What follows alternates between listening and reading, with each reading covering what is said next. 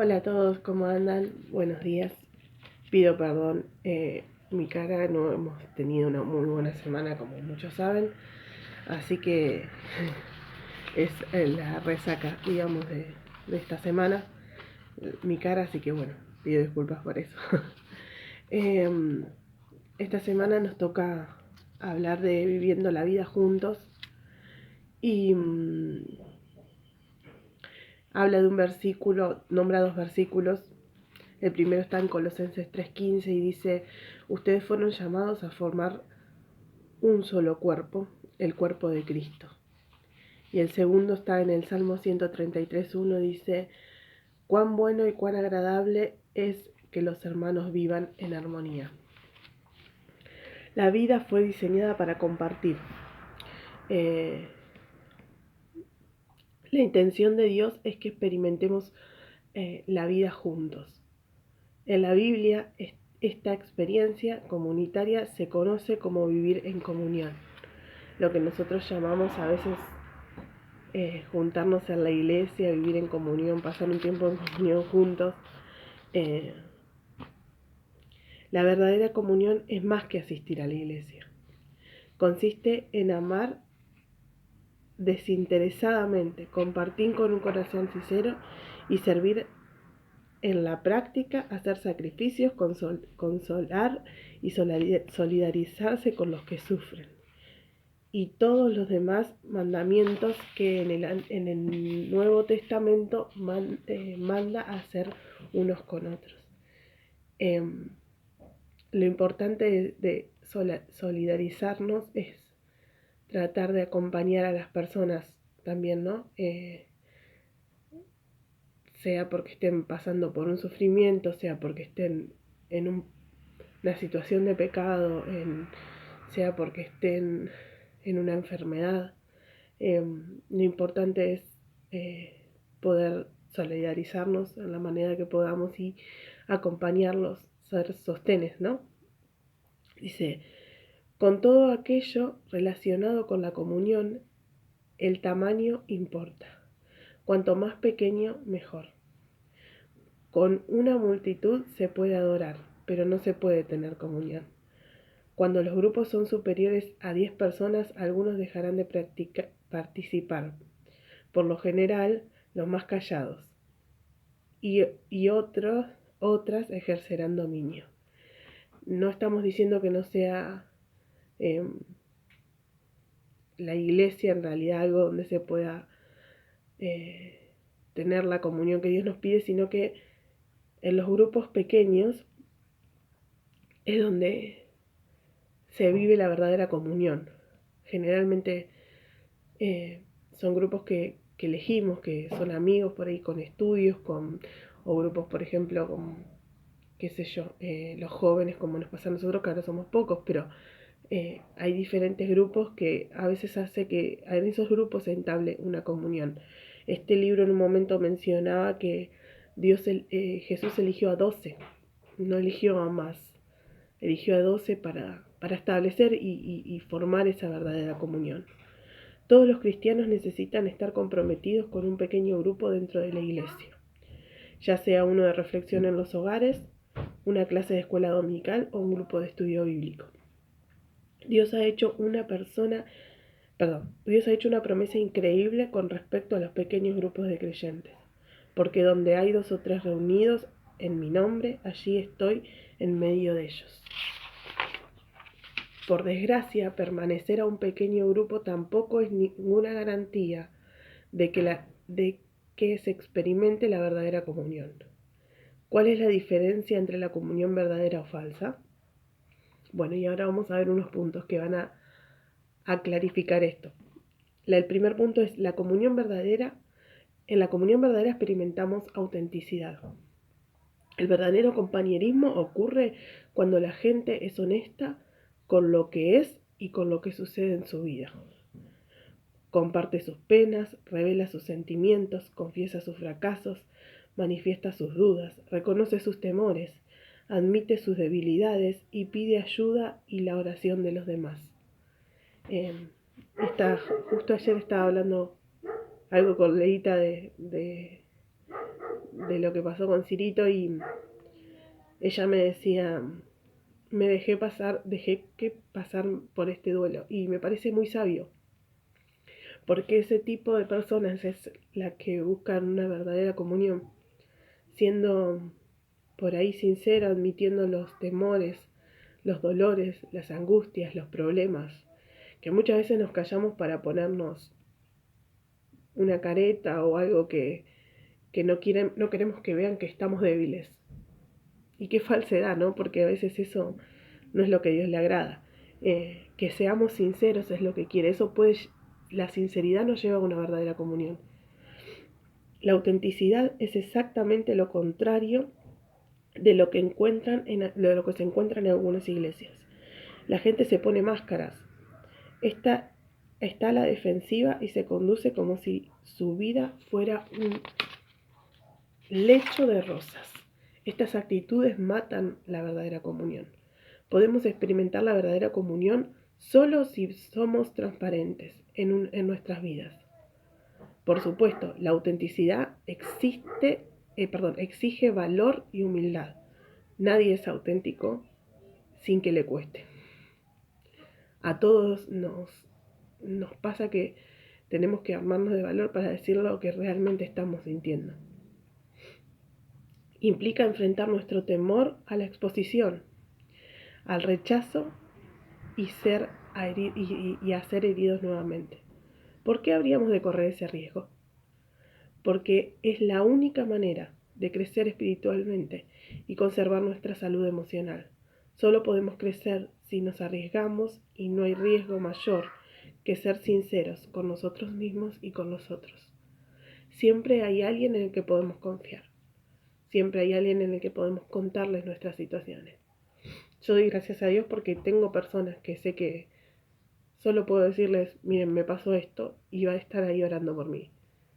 Como también nos puede pasar que confiamos en personas y después nos damos cuenta que no responden a la situación por ahí como hubiéramos querido. Pero la verdadera comunión es estar con el otro.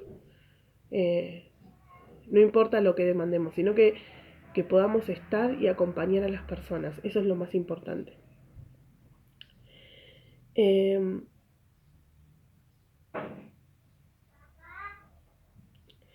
Creo que esto ya lo había dicho, pero lo vuelvo a repetir. Solo podemos crecer si nos arriesgamos y no hay riesgo mayor que ser sinceros con nosotros mismos y con los otros.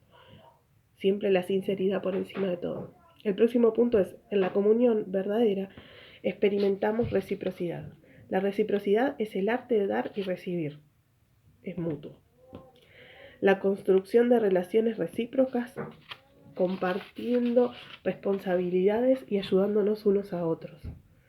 Somos más sólidos en nuestra fe cuando caminamos juntos a otros que no, caminamos junto a otros que nos animan, perdón. Somos más sólidos en nuestra fe cuando caminamos juntos a otros que nos animan. La Biblia nos ordena rendirnos cuentas unos a otros, animarnos, servirnos y honrarnos mutuamente. No eres responsable de cada persona del cuerpo de Cristo, pero tienes una responsabilidad con ellos. Dios espera que hagas lo que esté al alcance para ayudarlos. Qué importante saber que es dar y es recibir. Si vos recibiste, es hora que des. Y si estás dando, seguramente va a ser tu hora de que recibas. En los momentos difíciles, en los momentos que necesites un abrazo, por ahí una palabra de aliento, por ahí solamente una oreja. Es importante estar. En la comunión verdadera experimentamos compasión. Y este es uno de los puntos que más me gustó y puede ser que me lleve a estos momentos que pasamos en esta semana a pensar que es uno de los para mí más importantes. La compasión implica comprender y compartir el dolor de los demás. La Escritura afirma que como escogimos a Dios,